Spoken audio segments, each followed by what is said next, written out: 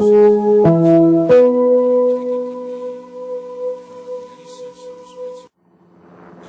May 1, 2003, President George Bush strode onto the deck of the aircraft carrier USS Abraham Lincoln.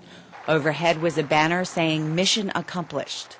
Major combat operations in Iraq have ended.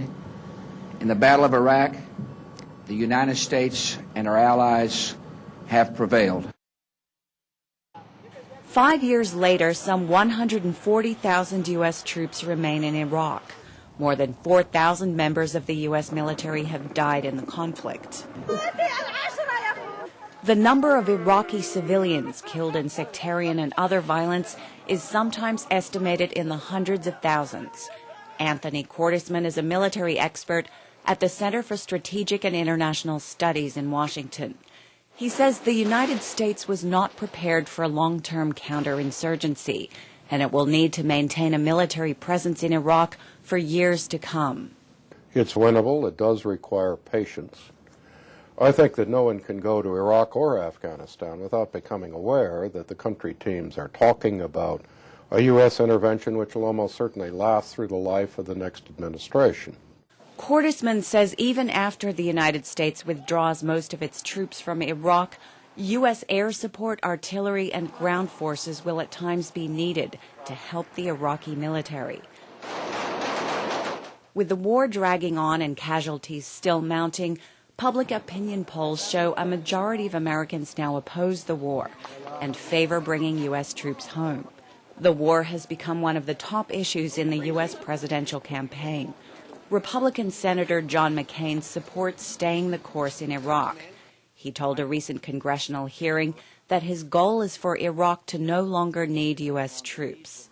But I also believe that the promise of withdrawal of our forces, regardless of the consequences, would constitute a failure of political and moral leadership. Democratic Senator Barack Obama pledges to have all U.S. combat brigades out of Iraq within 16 months if elected president. When John McCain says that the war in Iraq's been a success,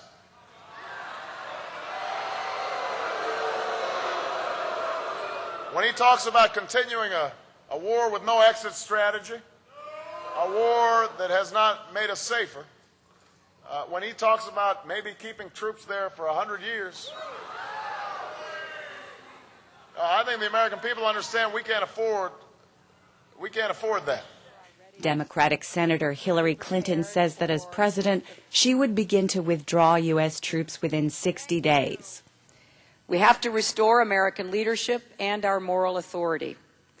And we will do that by ending the war in Iraq and bringing our troops home as responsibly and quickly as we can.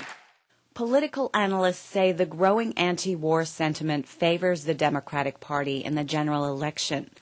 John Fortier is an expert on U.S. elections at the conservative American Enterprise Institute in Washington.